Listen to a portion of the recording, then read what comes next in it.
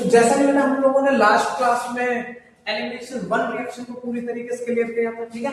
आज हम लोग पढ़ेंगे एलिमिनेशन सेकंड रिएक्शन, ठीक है। तो my name is Vivek and I am your chemistry teacher. आओ बेटा आज हम कौन से रिएक्शन पढ़ रहे हैं? Elimination second reaction, clear? समझो।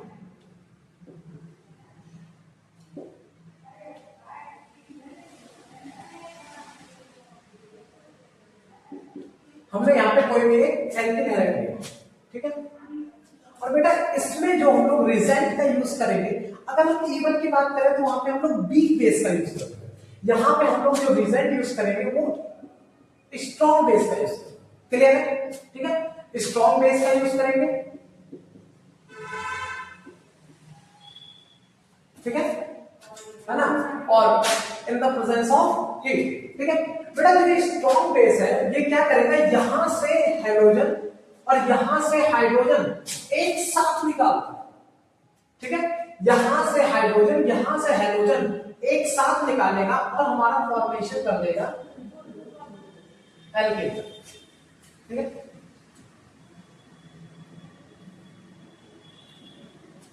हाँ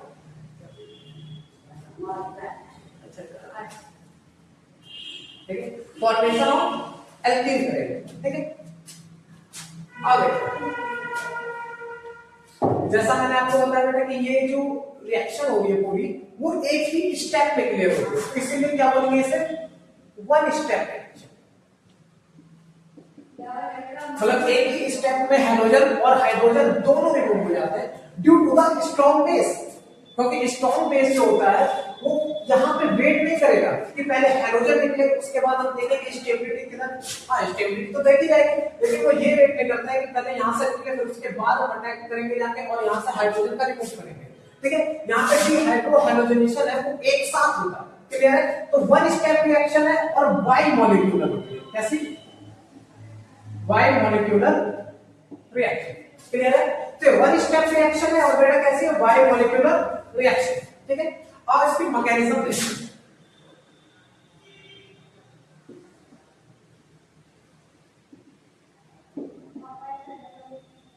ठीक है।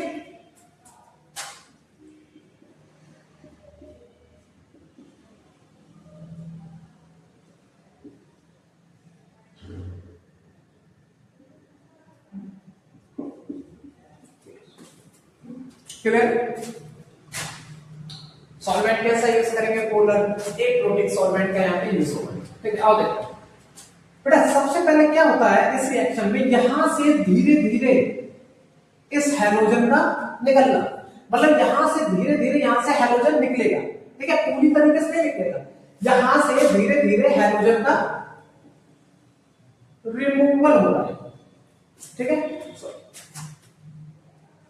ठीक है। यहां से जब धीरे धीरे हाइड्रोजन निकल रहा है तो ये जो स्ट्रॉन्ग बेस है ये क्या करेगा, ठीक है, ये तुरंत यहां से हाइड्रोजन को खींचेगा, ठीक है। क्योंकि जब यहां से हाइड्रोजन निकलेगा तो यहाँ पे इसके जो इलेक्ट्रॉन है वो क्या हो रहे हैं, रिमूव हो रहे हैं। तो ये क्या करेगा, यहां से ये तुरंत इस हाइड्रोजन को खींचेगा, इसको हम लोग ऊपर लगा देंगे, ठीक है, ज्यादा स्टेबल अच्छा दिखेगा, ठीक है। और निकालने में तो यहां से धीरे धीरे इस हाइड्रोजन का रिमूवल होगा, ठीक है। जब यहां से हाइड्रोजन निकल रहा है धीरे धीरे तो बेस भी उधर से उसी टाइम पर हाइड्रोजन को रिमूव कर रहा है, ठीक है। बेटा बेस यहां से क्या कर रहा है, हाइड्रोजन को रिमूव कर रहा है, क्लियर है, ठीक है। जब यहां से हाइड्रोजन निकल रहा है तो यहां पे प्लस चार्ज और यहां से हाइड्रोजन निकलेगा तो यहां पे माइनस चार्ज, तो मतलब यहां पे एक मतलब निकल नहीं रहा है, निकलता हुआ अपीयर होगा, धीरे धीरे निकलेगा। तो यहां पे आप देखोगे कि एक डबल बॉन्ड का फॉर्मेशन होता हुआ आपको दिखाई पड़ेगा, ठीक है। और ये हमारी बनती है इसकी ट्रांजिशन, क्लियर। देखो यहां से हाइड्रोजन जब निकलेगा, ठीक है, बेस की वजह से, तो यहाँ पे अपना इलेक्ट्रॉन देके निकलेगा, तो यहाँ पे नेगेटिव चार्ज जैसा मतलब निकल रहा है, वो नेगेटिव चार्ज जैसा अपीयर हो रहा है। जहां से हाइड्रोजन निकल रहा है तो पॉजिटिव चार्ज जैसा अपीयर हो रहा है, एक्चुअली में नहीं निकलता है एकदम, ठीक है, लेकिन ये प्रोसेस साथ में हो रही है। तो जब ये दोनों साथ में निकल रहे हैं तो साथ में यहाँ पे फॉर्मेशन ऑफ डबल बॉन्ड भी हो रहा है, ठीक है। तो ये हमारी बनती है ट्रांजिशन स्टेट। तो आप देखोगे यहाँ पे इसकी हाइब्रिड स्टेट भी sp2 मिलेगी और इसकी भी हाइब्रिड स्टेट कैसे मिलेगी, sp2। और आपको यहाँ पे ये एक फॉर्मेशन ऑफ एल्कीन बनता हुआ दिखाई दे रहा है, ठीक है। या इसी को हम लोग बोलते हैं बेबी एल्कीन, बेबी एल्कीन, ठीक है। और यही हमारी क्या है, ट्रांजिशन स्टेट। अब नेक्स्ट स्टेप, नेक्स्ट स्टेप में क्या होगा, तुम्हारा जो बेस है, ठीक है, ठीक है, बेस यहां से हाइड्रोजन निकल गया, ठीक है, यहां से बेस ने हाइड्रोजन को निकाल दिया और यहां से रिमूवल हो गया हैलोजन, ठीक है। यहां से हाइड्रोजन, बेस क्या करेगा, हाइड्रोजन को निकाल लेगा और यहां से रिमूवल ऑफ हैलोजन और हमारा फॉर्मेशन हो जाएगा एल्कीन। क्लियर? तो ये इसकी मैकेनिज्म है, ठीक है, जिसमें ट्रांजिशन स्टेट बनते हुए दिखाई पड़ रही है, जिसको हम लोगों ने बेबी एल्कीन बोला, ठीक है। जहां से सबसे पहले हाइड्रोजन निकलेगा धीरे धीरे और जिस टाइम पे ये निकल रहा है उसी टाइम पे यहां से बेस क्या करेगा, हाइड्रोजन खींचेगा। जब दोनों ये साथ में काम हो रहे हैं तो यहां पे देखो negative and positive charge appears बनते हुए दिखाई पड़ेंगे, जिसकी वजह से डबल बॉन्ड का फॉर्मेशन होते हुए दिखाई पड़ेगा और ये एक जो बनेगी ट्रांजिशन स्टेट, इसको हम लोग बेबी एल्कीन बोलते हैं। क्लियर है? और फिर यहाँ पे कंप्लीटली जब यहाँ पे बेस हमारा रिमूव हो जाएगा, वो हाइड्रोजन यहाँ से रिमूव होगा, हाइड्रोजन यहाँ से रिमूव हो जाएगा और हमारा किसका, एल्कीन का फॉर्मेशन। क्लियर है? तो ये इसकी क्या है, मैकेनिज्म। अब इसकी मैकेनिज्म से आपको समझ आया होगा कि डायरेक्ट कैसे यहां से एल्किल हैलाइड से हम लोगों ने एल्कीन बनाया। तो ये जो स्ट्रॉन्ग बेस है बेटा, इसका बहुत बड़ा काम है। स्ट्रॉन्ग बेस क्या करता है कि यहाँ पे टाइम ही नहीं देता है कि हाइड्रोजन निकले उसके बाद हाइड्रोजन, ये तुरंत करता है, यहां से धीरे धीरे निकलेगा।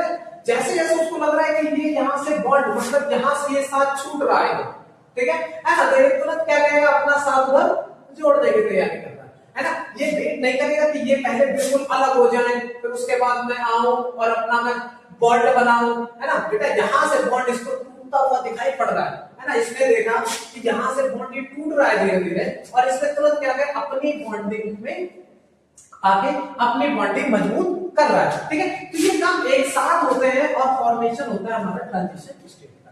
क्लियर है? मैकेनिज्म समझ आई, ठीक है। और इसी को बोलते हैं लोग एलिमिनेशन टू रिएक्शन। क्लियर है? मतलब इसमें जो बेस है उसका भी उतना ही इंपॉर्टेंस है जितना कि हमारा यहाँ पे हैलोजन निकलने का है, ठीक है। मतलब जो रिमूवल ऑफ हैलोजन है और बेस का अटैक करना, ये दोनों हमारे लिए इस रिएक्शन में एक इंपॉर्टेंट फेज होते हैं, ठीक है। और जरा देखते हैं इसके कुछ पॉइंट्स।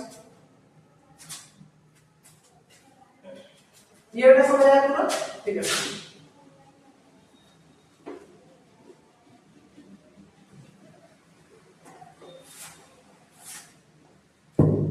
अब देखते हैं क्या क्या फेज आ रहे हैं इस रिएक्शन में। अगर हम पहले बात करें तो ये एक बाइमॉलिक्यूलर रिएक्शन है, बाइमॉलिक्यूलर रिएक्शन, वन स्टेप रिएक्शन, ठीक है, वन स्टेप। कैसे बाइमॉलिक्यूलर है, अब इसके रेट की बात करते हैं, ठीक है।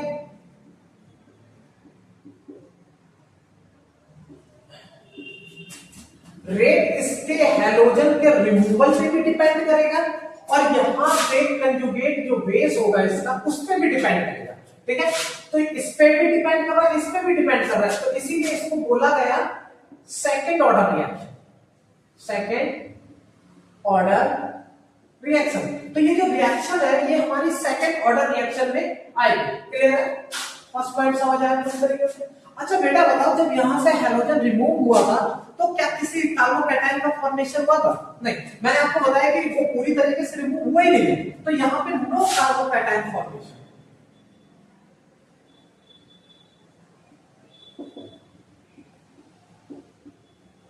No carbocation formation. क्लियर है?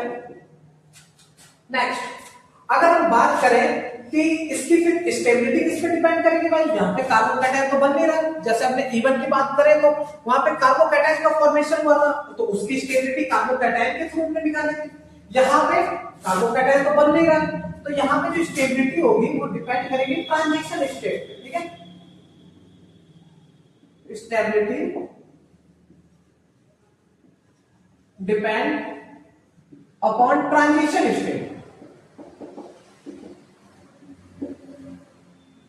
मतलब 3 degree more stable than 2 degree then 1 degree. Clear है? ओके, ठीक है। 3 डिग्री एल्केन हैलाइड होगा, वो फास्टर इस रिएक्शन को कराएगा, ठीक है, फिर 2 डिग्री से फिर 1 डिग्री से। क्लियर है? अब सॉल्वेंट की बात करें, ये रिएक्शन हो रही है तो यहां पे कुछ सॉल्वेंट की भी जरूरत पड़ेगी। तो बेटा देखो, इसमें हैलोजन को चारों तरफ से घेरना तो है नहीं, ठीक है, तो इसमें क्या किसी भी हमें प्रोटीन मतलब सॉल्वेंट की जरूरत पड़ेगी नहीं, ठीक है। तो यहां पे जो सॉल्वेंट यूज होगा, सॉल्वेंट यूज्ड पोलर ए प्रोटीन, ठीक है, पोलर की जरूरत पड़ेगी क्योंकि तो आपको आरसीएल का बॉन्ड तो तोड़ना है, तो इसका फंक्शन तो है ना, यहां से धीरे धीरे ये टूटेगा नहीं पूरी तरीके से तोड़ रहा है तो वीक तो करेगा ना, जैसे वीक तो करेगा, ठीक है। तो वीक होने के लिए पोलर का तो काम है, but we doesn't need all the, है ना, तो उसको घेरने की हमें जरूरत नहीं पड़ेगी। तो यहाँ पे प्रोटीन सॉल्वेंट का कोई भी काम नहीं होगा। अगर बेस की बात करें तो इसका जो कैटलिस्ट होगा वो कैसा होगा? Strong base, strong base. कौन कौन से स्ट्रॉन्ग बेस ले सकते हैं हम लोग? KOH का यूज कर सकते हैं और NaOH का भी यूज कर सकते हैं, और इसके साथ अगर और NaNO2 का यूज कर सकते हैं in the presence of NH3, ठीक है। और एक और होता है सोडियम टर्शरी ब्यूटॉक्साइड। क्या? Sodium tertiary butoxide. क्लियर है? कैसे बनाएंगे सर इसका स्ट्रक्चर? तो ये देखिए टर्शरी हो गया, ठीक है, यहां पे हमने क्या कर दिया, ठीक है, Na+ सोडियम टर्शियरी ब्यूटॉक्साइड, ठीक है, सोडियम टर्शियरी ब्यूटॉक्साइड का यूज करेंगे और इस रिएक्शन को हम लोग कंटिन्यू, मतलब ये आपको इस टाइप के अगर कैटलिस्ट मिलते हैं तो आप समझ जाइए E2 रिएक्शन हो गई। क्लियर है? E2 रिएक्शन कराया गया, ठीक है। अब बात करते हैं नेक्स्ट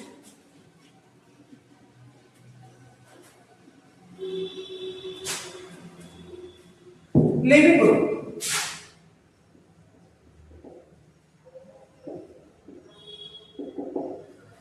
तो जाने वाला जितना आसानी से चला जाएगा, न्यू बॉन्ड फॉर्मेशन उतनी तेजी से हो जाएगा, ठीक है। तो लिविंग ग्रुप की बात करेंगे तो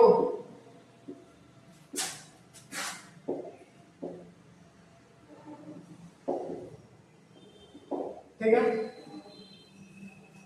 क्लियर है ये बात सब? अच्छा एक बात बताइए, अगर मैं बेस के कंसंट्रेशन को, ये हमारा रेट है,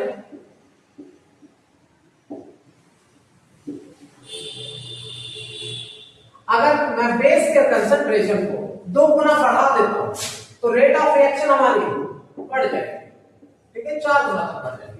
तो हम ये कह सकते हैं कि concentration of reaction depend upon base, मतलब बेस डिसाइड करेगा कि ये रिएक्शन का रेट कब बढ़ना है और कब घटना है, ठीक है। तो ये E2 आपको क्लियर समझ आए, बस इतना सा E2 है, ठीक है। इसमें डिहाइड्रोहाइड्रोजनेशन करना है, डायरेक्ट डिहाइड्रोहाइड्रोजनेशन करना है, ठीक है। किसी भी कार्बोकैटायन का फॉर्मेशन नहीं होगा इस रिएक्शन में, बाइमॉलिक्यूलर होती है, वन स्टेप रिएक्शन होती है, ठीक है। ट्रांजिशन स्टेट पे स्टेबिलिटी इसकी डिपेंड करेगी इसकी, ठीक है। ओके, तो इतनी बात क्लियर समझ आए। आओ इसका कुछ क्वेश्चन देख लेते हैं। तो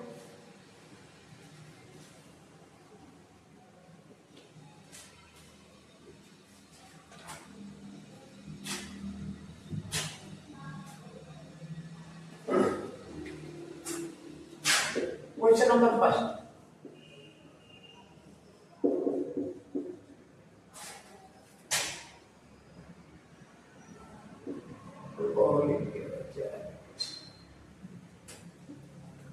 बेटा देखिए, alcoholic KOH, you know that this is a strong base, ठीक है, यहां से क्या करेगा, हाइड्रोजन निकालेगा। जब यहां से हाइड्रोजन निकलेगा तो ये आपकी अल्फा पोजीशन हो जाएगी, और बीटा पोजीशन से क्या निकलेगा, हाइड्रोजन निकलेगा। ठीक है, तो यहां से क्या करेंगे आप, हाइड्रोजन निकाल देंगे और हमारा जो बन के आएगा प्रोडक्ट बन जाएगा। क्लियर है? नेक्स्ट